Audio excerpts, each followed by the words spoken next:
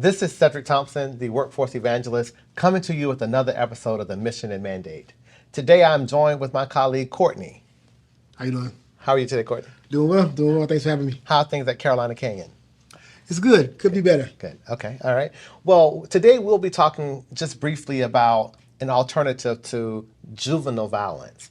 As you may have seen across this country, violence among young people has been on the rise. Some statistics report that there's been an increase of 47% over the past year.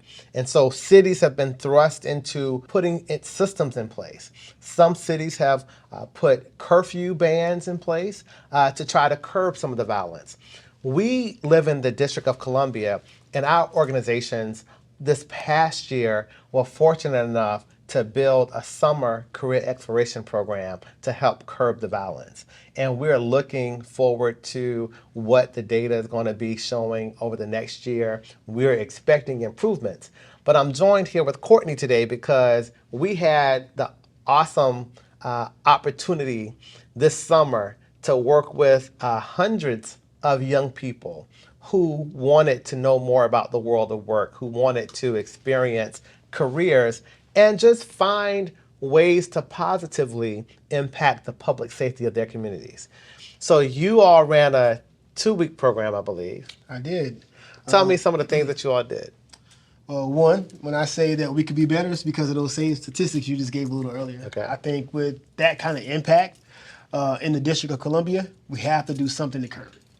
Our program was 2 weeks. We served about 150 youth of all spectrums. A number of things. We went through career fairs. We had field trips. They played basketball. College tours. We did a number of things to help them understand that there's more to life than what they see on a normal basis. Yeah. And we know sometimes it comes down to survival. Absolutely. Like sometimes the public safety of a person may be that they had to defend themselves or they had to protect themselves. But I know we did peace walks. Right.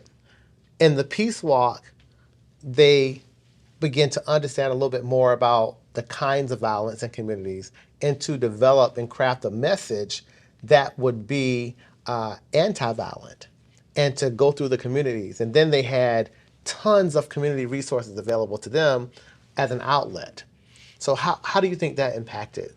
I think the Peace Walk may have been even more impactful on the members of my organization than some of the youth. So what we noticed was that as soon as our students hit the streets, other neighbors came outside.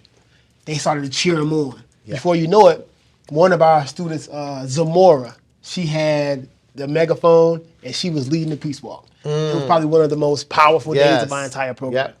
She ended up winning a virtual headset at the end of the year. Okay. And when I mentioned the winner as her ball came out of the machine, I said, she led our peace walk. She did this, she did that. She started screaming. Everyone knew exactly who it was. Yeah.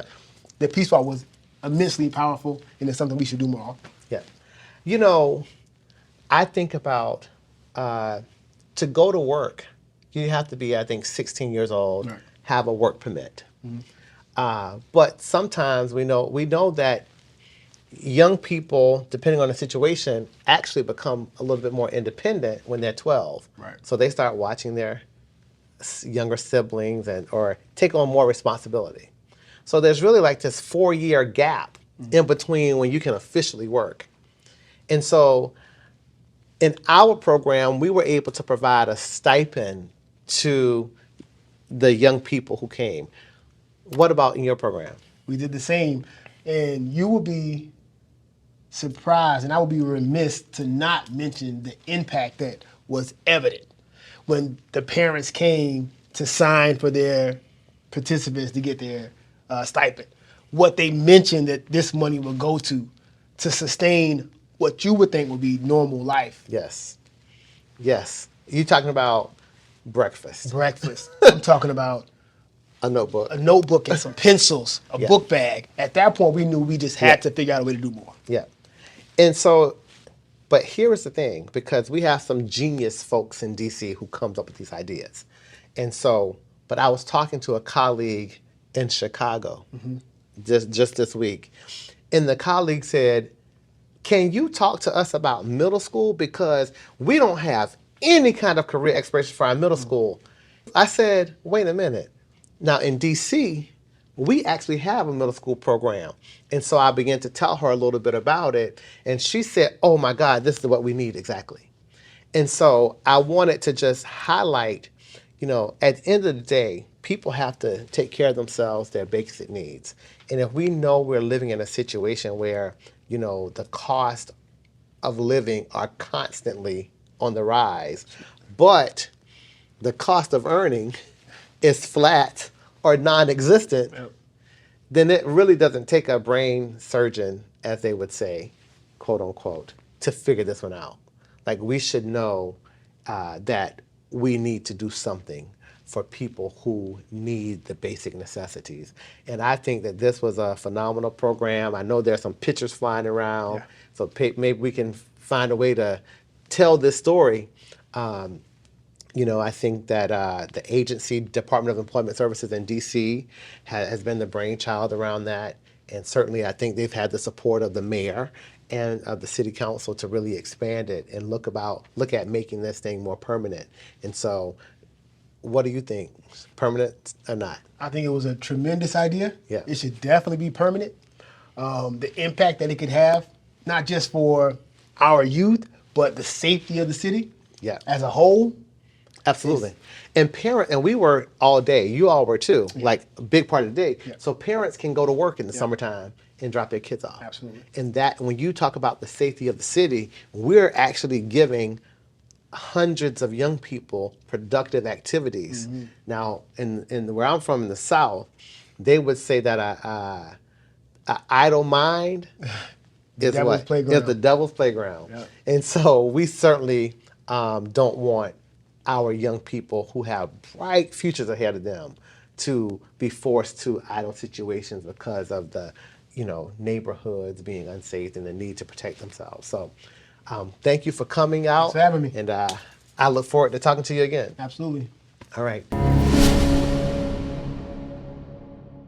So this is another episode of the Mission and Mandate. The mandate here, if we're going to curb the violence that's being committed among juveniles in these cities across America, we must find the right solutions.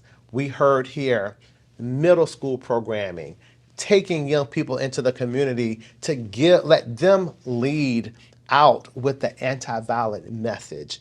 Give them some exposure to the various career options that they have. Show them how to work as a team without, having to experience conflict.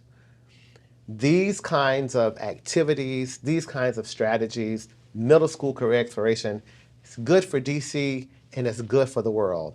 And so we've got to find those alternatives to youth juvenile violence. This is Cedric Thompson, your workforce evangelist.